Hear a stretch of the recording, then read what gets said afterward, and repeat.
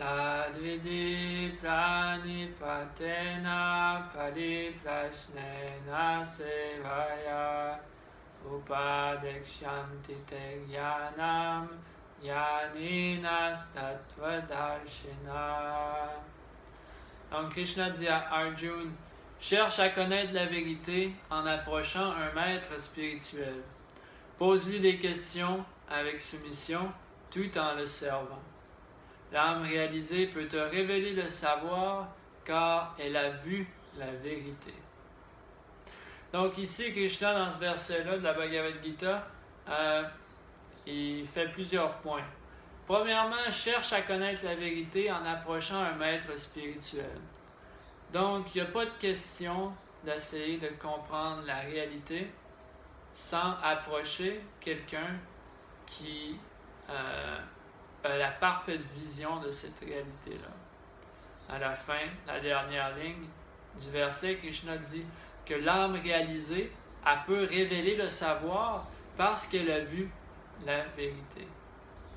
Donc, ça ne sert à rien de demander à quelqu'un qui n'a pas vu la vérité, c'est quoi la vérité? De la même façon que si on marche avec un de nos amis en face d'une maison et puis on lui demande à quoi ça ressemble la salle de bain dans cette maison-là, mais il ne sait pas, parce qu'il n'est jamais rentré dans cette maison-là.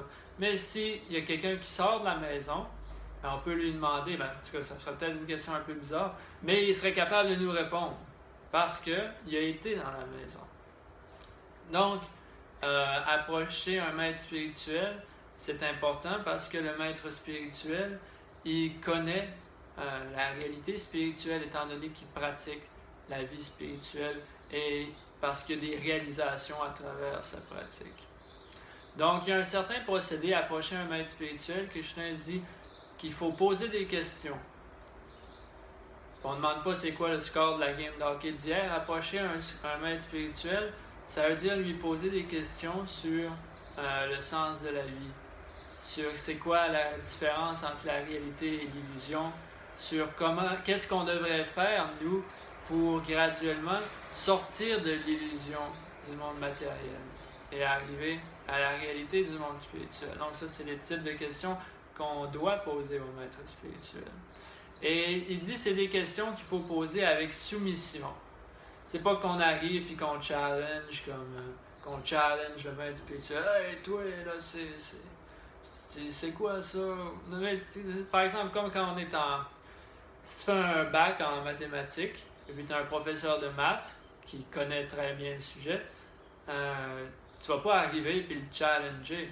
Non, si tu veux comprendre, tu vas être très poli et dire, regarde, j'ai de la misère à comprendre, s'il te plaît, aide-moi.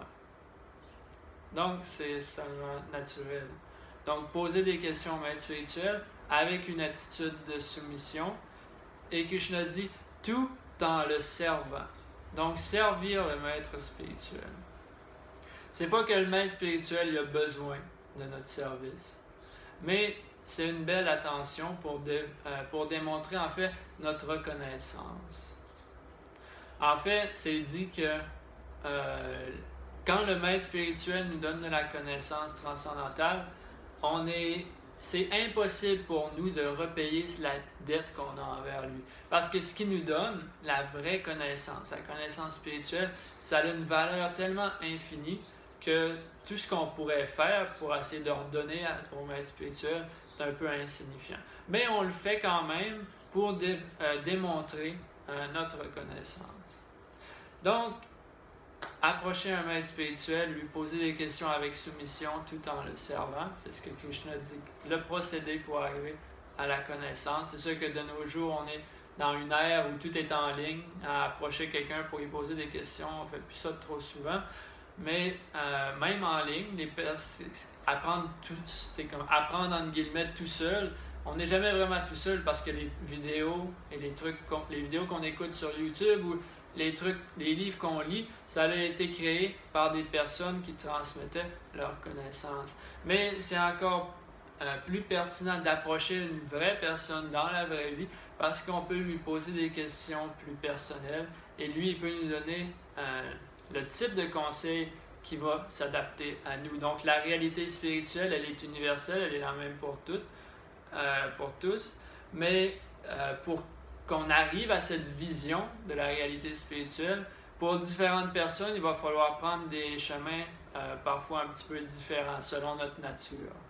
Donc, le maître spirituel, il est expert à voir c'est quoi la nature de la personne, comment est-ce qu'on est enchaîné par les chaînes de l'existence matérielle, puis de la manière qu'on est on est tout enchaîné d'une façon un peu différente, ben le maître spirituel, il va trouver c'est quoi la façon de nous détacher de ce monde. Donc, voilà les paroles de Krishna à Arjuna dans le verset 4.34 de la Bhagavad Gita. Merci beaucoup. Hare Krishna.